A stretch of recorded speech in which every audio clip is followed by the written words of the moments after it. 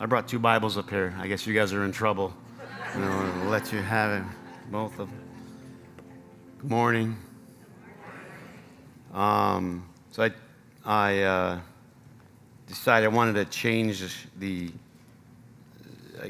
direction a little bit. I was going to summarize thank you so much, Michelle. Thank you.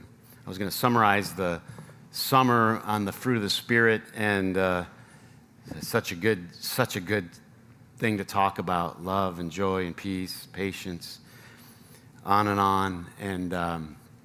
And then I just had this heavy feeling after what transpired in the news with Charlie Kirk being shot, and then people responding and asking me a lot of different questions, and it sort of became, wherever I went, people wanted to talk about that, and so I was trying to answer people the best that I could, best that I knew how, and then it just sort of occurred to me that this maybe should be the focus of the teaching today, and so that's what we decided. I want to welcome the student ministry to all you guys. I'm glad you're here, and yeah, we're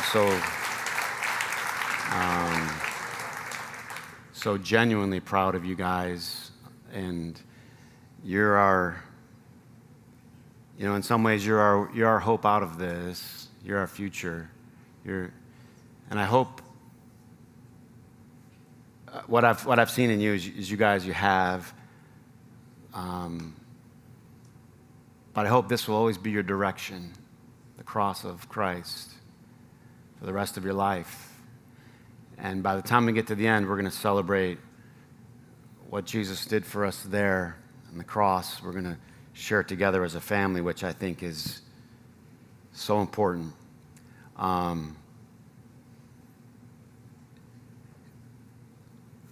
can only be, so like by title, I'm called a pastor. And what that means is it's a word for shepherding. And it means like that the role is to try to guide to safety, to food, and that's just the role. But I can't shepherd anybody that doesn't want to be shepherded. And so it's totally up to you.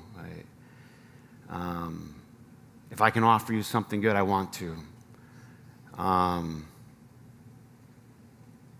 And I'll do my best. When I told people I was going to talk about this, it was quite a response. And then there were a lot of suggestions.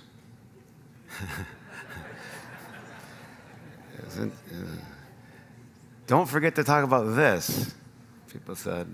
And I appreciate it. I learned from everybody.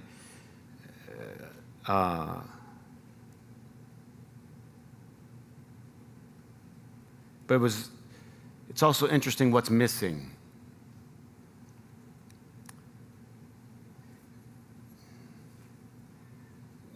Nobody said,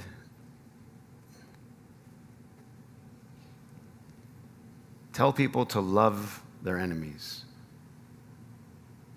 Not one person thought of that, suggested that, forwarded that. And yet, the whole reason that we are here, if you snuck in and this is not your purpose or your mission, that's fine. The doors are open, and obviously you don't get frisked when you walk in. But the reason that we're here, stated reason, is to follow Christ. The reason Orchard Grove exists is to help people find and follow Christ, to follow him. So what that means is, I think we're supposed to do what he taught us and showed us. Am I missing anything? Am I close so far? What he taught us and what he showed us. That's, to me, what it means to follow Christ. So that's what I'm trying to do, and I don't do perfectly, And that's what I'm trying to coax you into doing. Somehow I have this belief that that's the answer. That the answer is to follow Christ. Not to fix other people, not to change other people, but to put our focus on this and to follow him. And the scripture that came to mind is from the Gospel of Luke, and it's Jesus coming into Jerusalem. And it says, as he approached, he saw the city and he wept over it. So stop here. Jesus is coming into Jerusalem and he's weeping.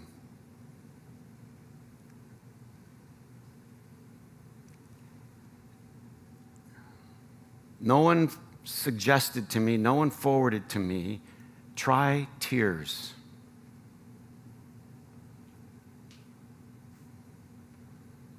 It seems, well, that's such a waste. Everybody that I talk to, and I believe me, I know both sides. I've talked to both sides. They both talk to me.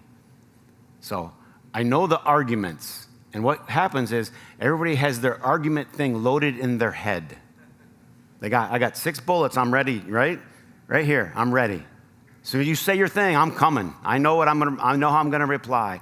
And I'm not asking you what's in your head. I'm asking you what's in your heart.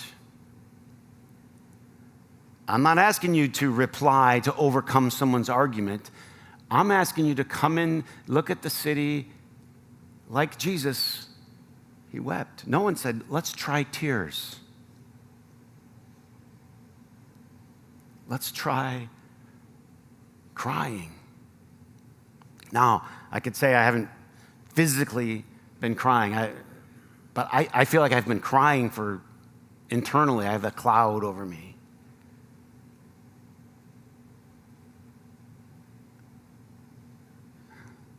The idea that anyone could be happy that someone was assassinated is just like it like hurts. I don't know that much about that person. I really don't. Maybe you could say, well, you should wake up or you should get involved. I don't know that much.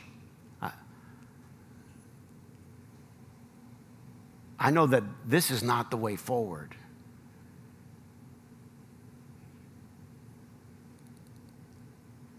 What I would ask people who are followers of Christ to do is to move beyond the two sides and to move to Christ.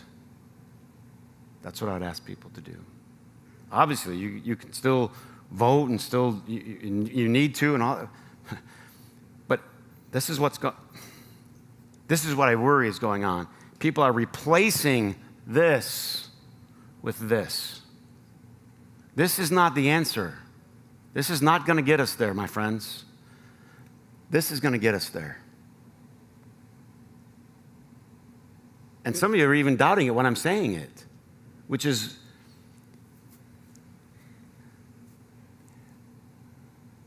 sad. I would call it misplaced worship.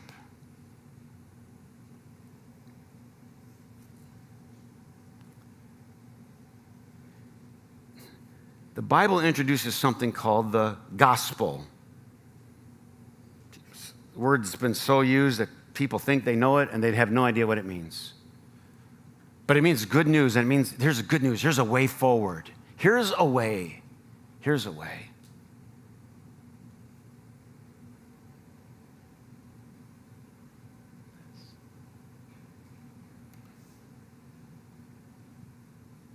Jesus riding into Jerusalem with tears.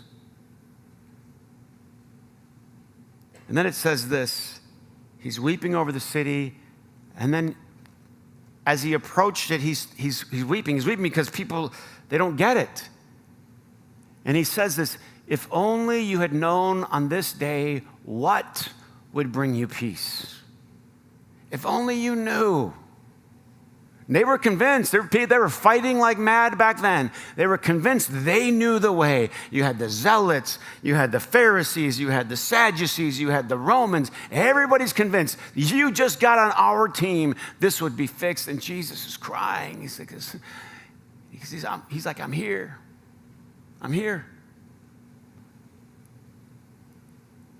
But it's hidden from your eyes.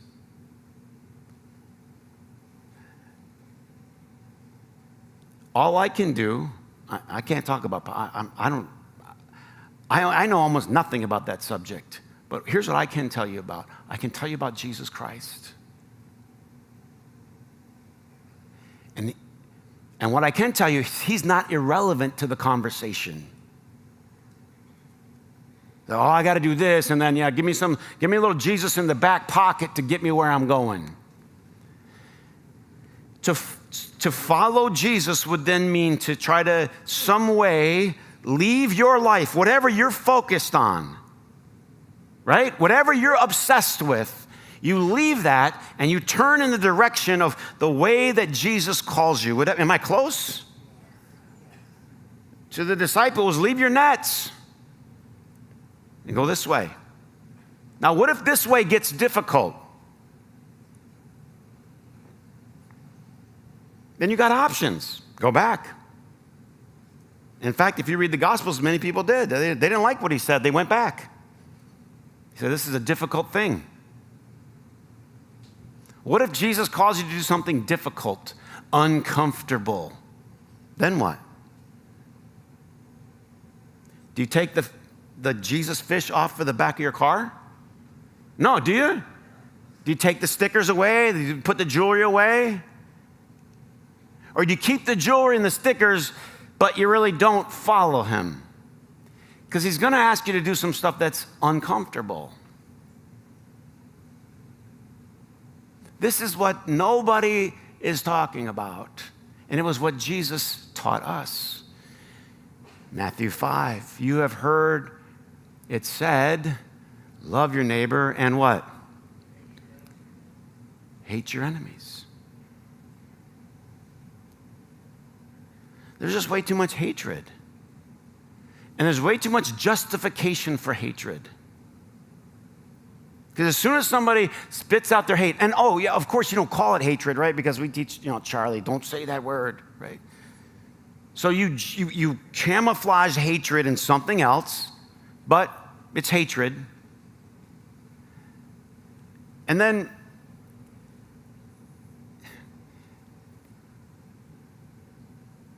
Jesus says, I tell you, love your enemy. There's a couple things I could say about this. This is probably the most fundamental part of Jesus' teaching.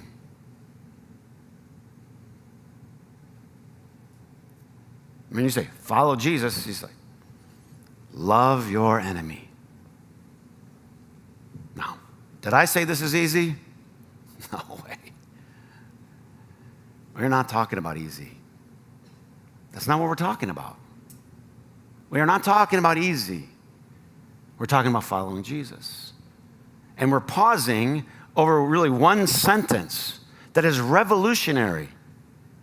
You've heard it said, love your neighbor and hate your enemies, but I'm telling you a new way, love your enemies. This is hard to do.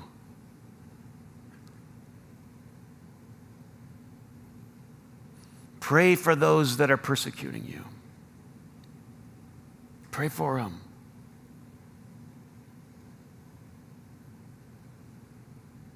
You can't do this if your mind is hooked up to social media 24 hours a day. That's a strong statement. You say, maybe you're not 100% accurate. Maybe I'm not accurate. Maybe you can watch social media 24 hours a day and not have your mind poisoned. Maybe. But I doubt it.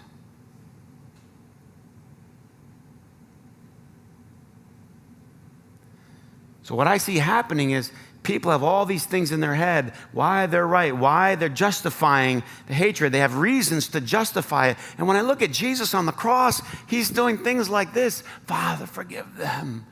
They don't know what they're doing. I have tears for everybody. You may hate the guy that pulled that trigger.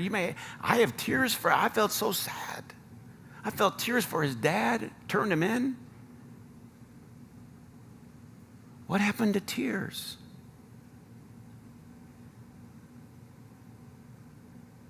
So I hate him.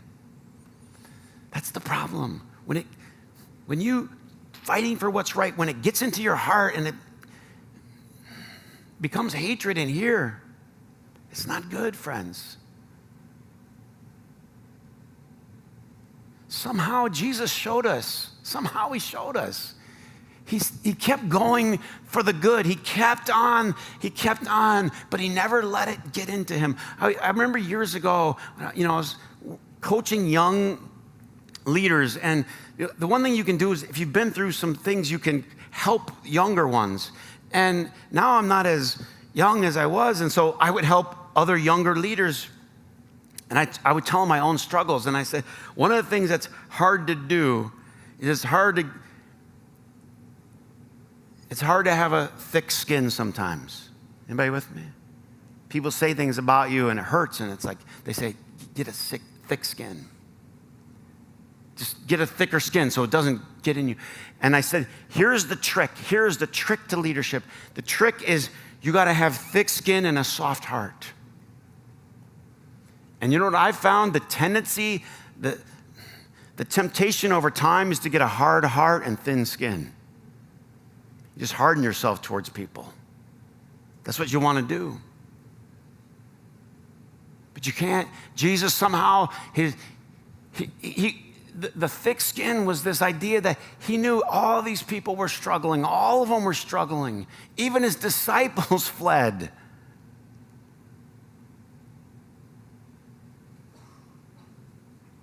But it never invaded his heart. Can I just tell you for a minute? I don't really care what's in your head. I don't care what you know. I don't care about all the facts and all the things you're going to prove. I don't care. I would like to, as your pastor, ask a deeper question. What's going on in your heart? Is it love? I'm not saying that's easy. But Jesus offered, if I could say it a third way, the cross.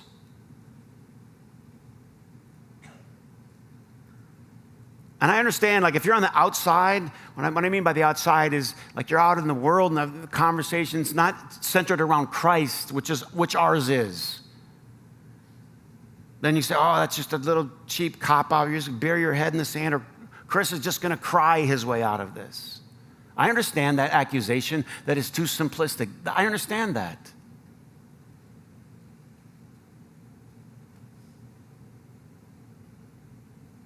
But it doesn't change what is true.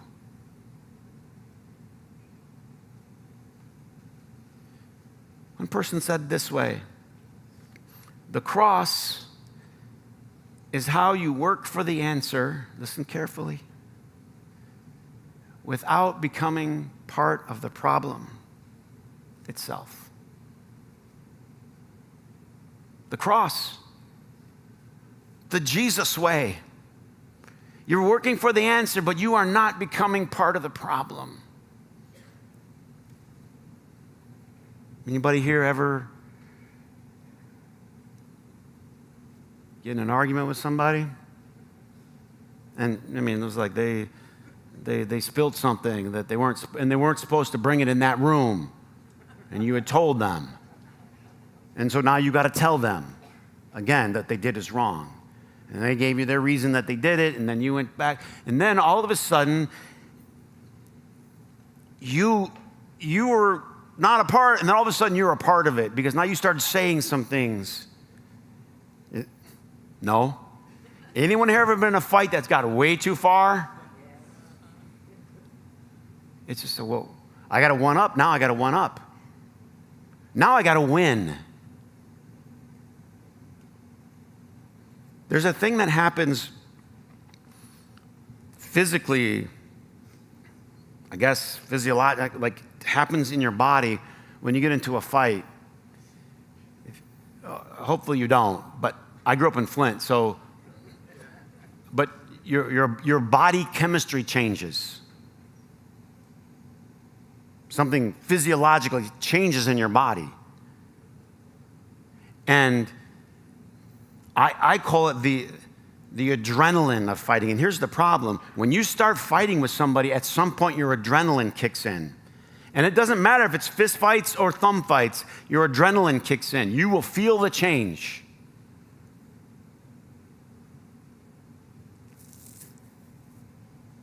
And I think that, that was a gift. It's like you hear about these people like dads that could lift cars with these surges of adrenaline to rescue their kids, or, maybe you're saving your daughter from some, vicious animal or attacker, and you superhuman power. So it's a gift, but man, oh man,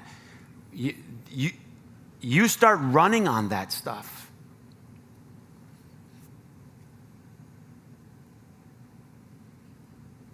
It starts to take you over. So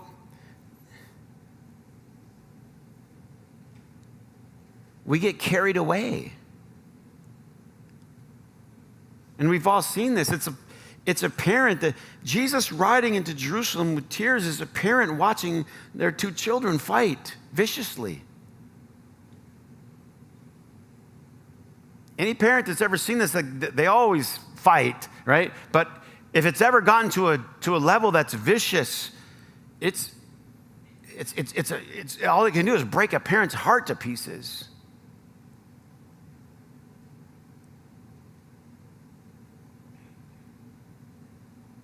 The tears of Jesus are something about that. So I want to give you like a couple of just pastoral thoughts.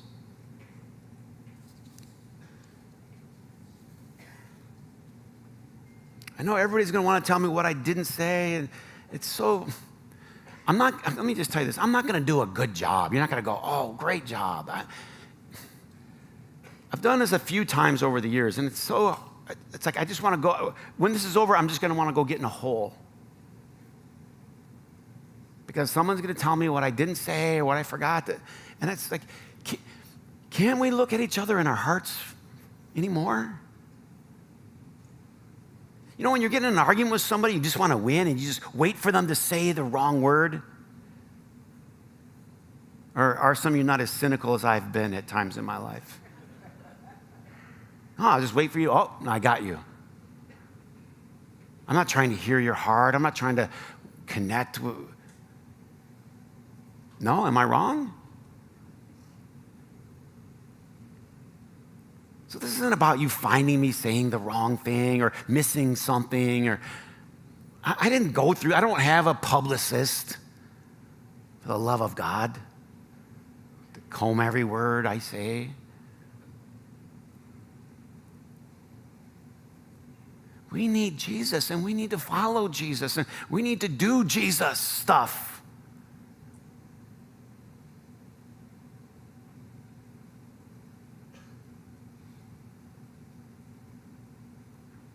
Sometimes it'll feel like you're avoiding it. People will say that about me. So watch, Chris, he just walks over there. He just walks out of it. But and they nailed me. Sometimes it's true. But the thing is, sometimes because I know this isn't going to work. And a really wise person that's mentored me from a distance said something to this effect. He said, sometimes it's better not to confront things head on, because it's only going to exacerbate the problem. Oh, that's what I confronted head on. Okay, I know I'm Mr. Brave Guy, I know. But are we working for solution, resolution? Not winning, proving. I watched Chris. But I learned this from this mentor. He's like, sometimes you don't confront this thing head on because then you start to become a part of the problem.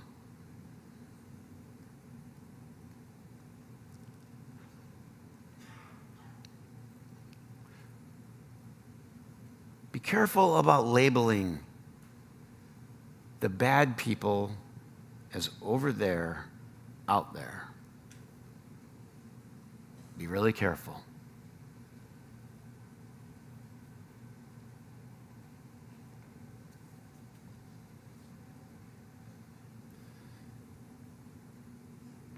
How much of the bad is in here?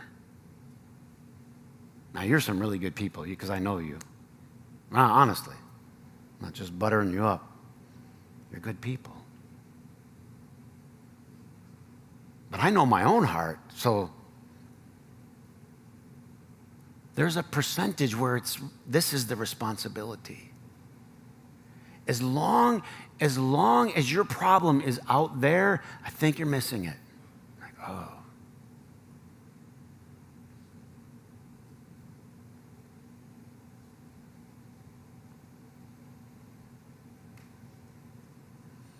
Can I say a couple other things? Be aware of being attracted to anger.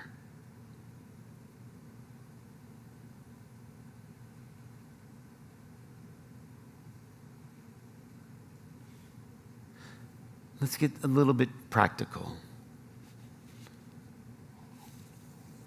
This will sound a little trite and a little shallow, but this is deep. Listen better. Too much of what we're doing is listening and formulating our response while they're speaking. Another thing one of my mentors told me is this. He said, you listen to everybody because you can learn something from everybody. You can learn something from everybody. You can find some good thing, some bit of truth. You can say, the rest of that part wasn't helpful to me or relevant to me, but so this is about talking, conversation. Unity and healing, it's about this, talking and conversation. By the way, this will work in your families. This will work in your friendships and your relationships that are struggling. This isn't just about the big national. This works everywhere. Just listen better. Proverbs 18. This is helpful. In a lawsuit, the first to speak seems right until someone comes forward and cross-examines. So Vicki was telling me this the other day. We were talking, and she said I was selected for jury duty, and it was the first time. She'd never done it. Sat through the whole thing, and it was a complicated case about a guy in his truck and crossed over a lane and wiped out somebody else. And did someone die, or they were maimed for life? Maimed for life, I think. Thank you. And so she's listening to this whole case, and this is what she told me. She goes, when they first presented the case, she went home the first night, and she's like, that guy's guilty. And she didn't tell me, but afterwards, she's telling me. Then the other side came in and told the other side of the story. All the details that got left out, right, when the accusations were laid. Oh, I didn't know this, and I didn't know this, and I didn't know this. And then she's like, that guy's innocent.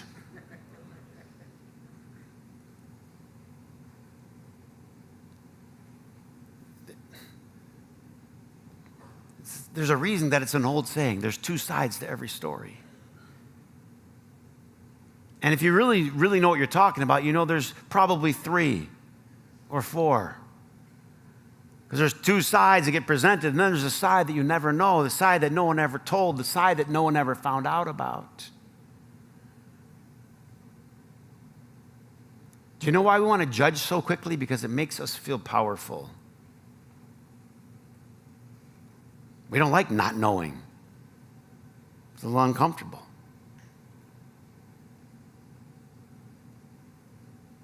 The problem with this is it's slow. She was in jury duty forever. Now listen carefully to what I'm going to tell you. Listen carefully. I wrote it down, so I'm going to read it because I want to say it this way. People who make a living online, and people make a living, they feed their families by having a presence online. Listen to what I'm telling you. People who make a living online get paid for being current and immediate. So they're trying to feed their family or build their fortune, whichever degree they're in between, but they have to be immediate and current. Thank God a guy like Stephen King, who came out to be immediate and current, at least could retract and say, I'm sorry, what I said wasn't correct about the situation. Good. The problem is when people bring things out right away, all of a sudden they have to be certain and they have to be immediate, and then people run with the half-truth, the part of the story.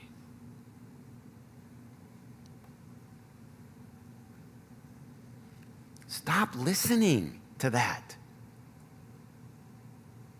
I mean, I feel like I should do a class because I just sit there and I can read it, and it's just like, well, that can't be true. That's not possible.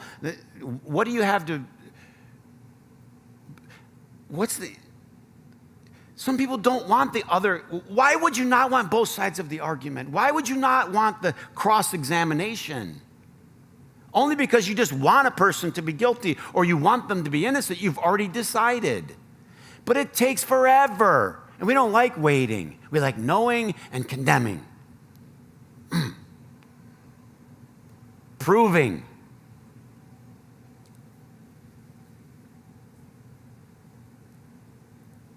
We believe sometimes that we're right, and therefore we dehumanize people who do not agree with us. I'm going to just tell you this. No matter what people teach you, refuse to learn how to hate.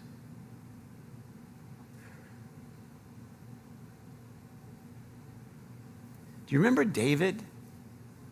You remember David was a young man, and he had God's hand on him as God anointed him. God put his hand on his life, and young David, he grows up to fight Goliath, and he wins battles for the king, and he would actually soothe the king with his harp, and he did all this stuff in the service of the king, but the king was jealous of him, and so he chased David for years.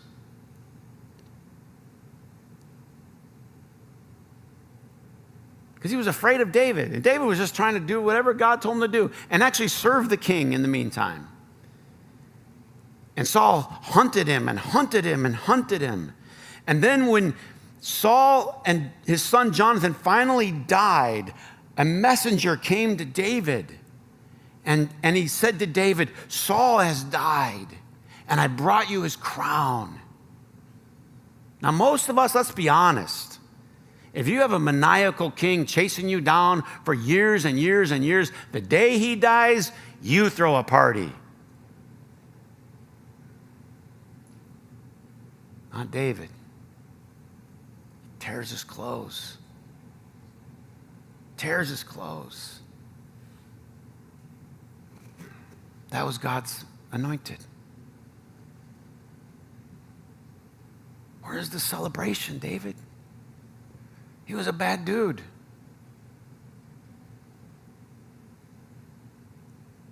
What percentage of you is good? If there's anything I want you to do when you go home today, I want you to get a percentage. I want you to think about it all day. And if you put 100, you need to go see a shrink.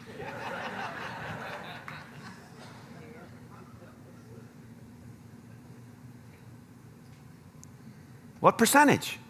Well, okay, not 97 and a half. Fine. How are your relationships working out? No, I mean, how are they? Because some of you, it's in the 90s, that's what comes to mind, and your relationships are not working out.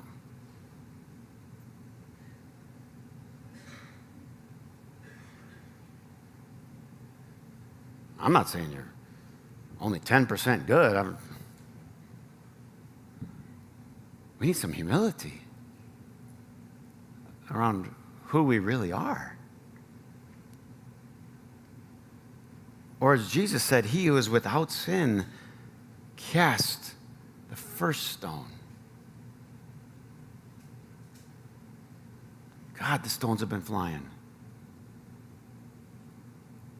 And they fly when people think they're 100% good. That's when they fly. I'm without sin.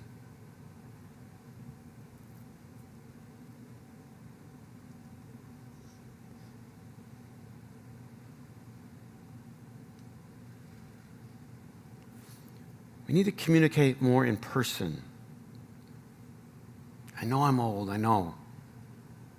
But what? Just pick up the phone. I get it. I'm not efficient. I'm not young. I'm not savvy. I'm not techie. I get it. I'm a relic.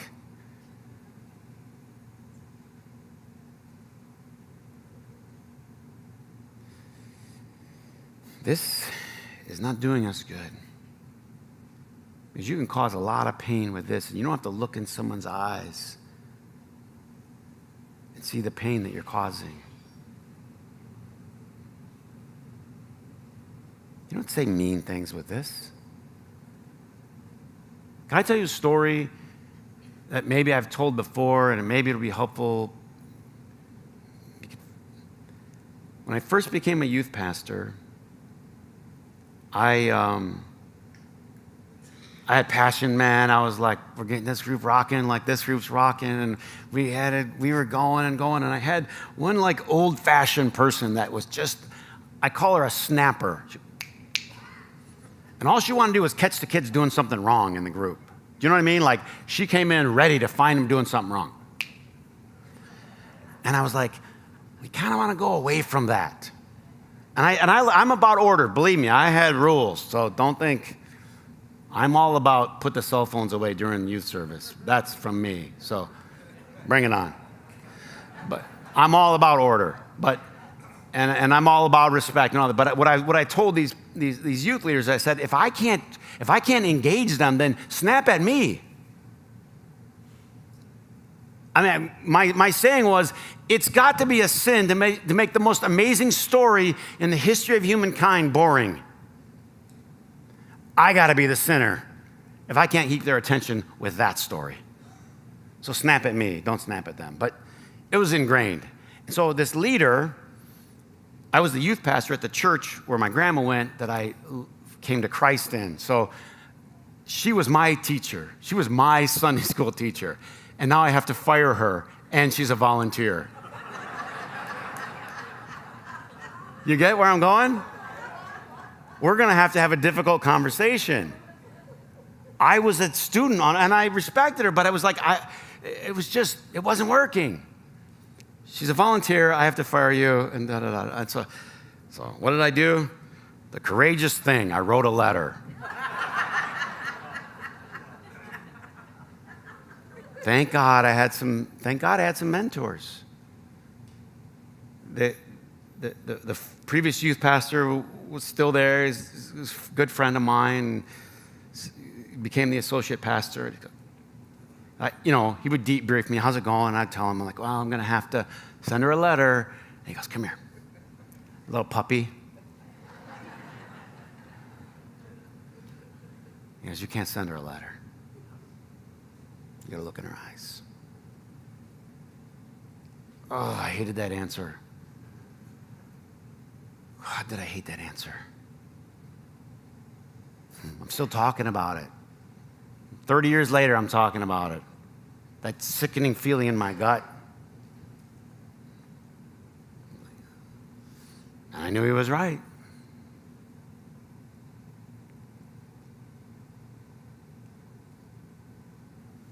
You guys get what I'm saying?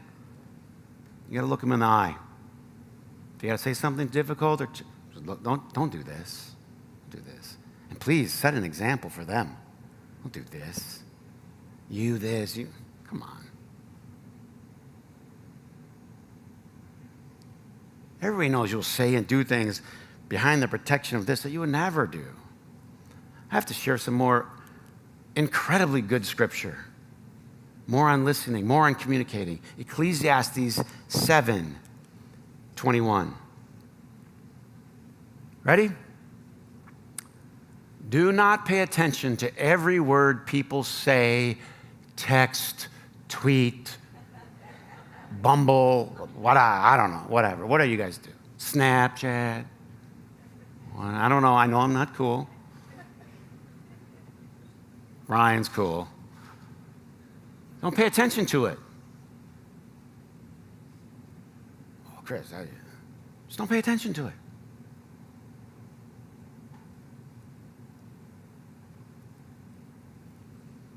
Otherwise, you're going to hear somebody talking bad about you. Well, they shouldn't talk bad.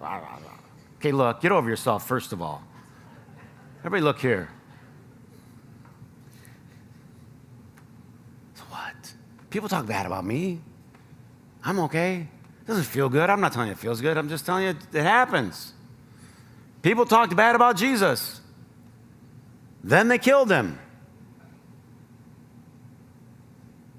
You can get through that. You don't need to know. I got to know everything they said. Did they say anything else?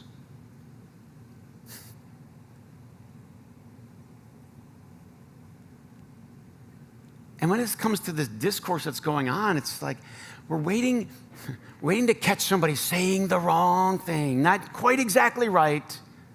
I got you. Why? Why?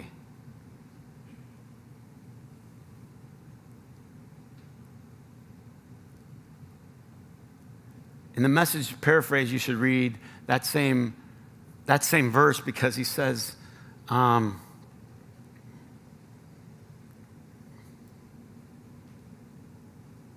otherwise, you're going to hear people talking bad about you the way you've done about other people. Everybody look. I don't know what he's talking about. I don't know.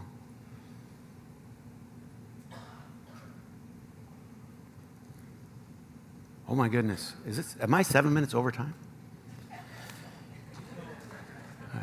Let me read this scripture and we're going to share communion, and I'll figure out how to take this forward.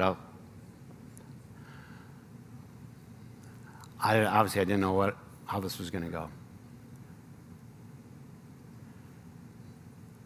1 Corinthians, Paul said this. I'm bringing us back to Jesus.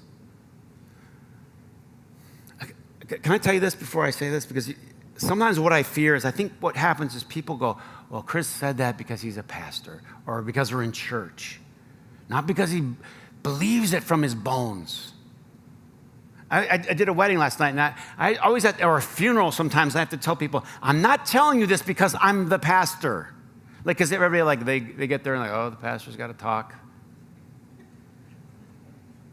I mean, I know, all the time, I do weddings, and people in there, it's like, oh, Lord, the pastor's got to talk. Get your phone out, find something interesting. Because he's going to say all these cliche things.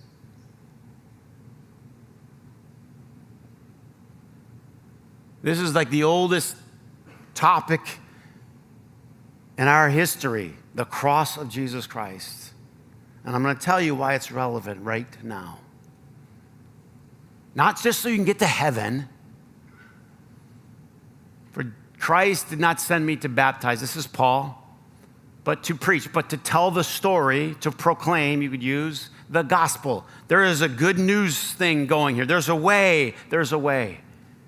Not with wisdom and eloquence, which, again, I told you, I'm not. You need to judge me on how I did this, fine. Lest the cross of Christ be emptied of its power. What I think is going on in our world today is the cross is somehow emptied of its power because we're not following the way of the cross. We haven't pointed people to this. This is how you fix things. For the message of the cross is foolishness to those that are perishing. People that want to keep fighting and they want to keep this thing going, this is foolishness to them. They think I'm a fool. They think they have the answer. Politics is the answer. If everybody would just get on my board, if you would just start listening to me, this is going to fix this. And they think this is foolish. Chris, you got your head in the sand, man. You got your head in the sand. And I'm telling you, I don't. I'm telling you, this is the answer. That's what I'm telling you. This is the answer. And I'm bound, and I knew when I came in, I'm bound to make either everybody mad at me. It's like, well, why didn't you say this? I don't care. This is the answer. And this has always been the answer. And when we start to think other things are the answer, we empty this of power. We take away our responsibility to carry our cross and to follow Jesus into the crucifixion. And crucifixion doesn't feel good. And loving your enemies does not feel good. But I don't see another way around. I think that's what he asked us to do.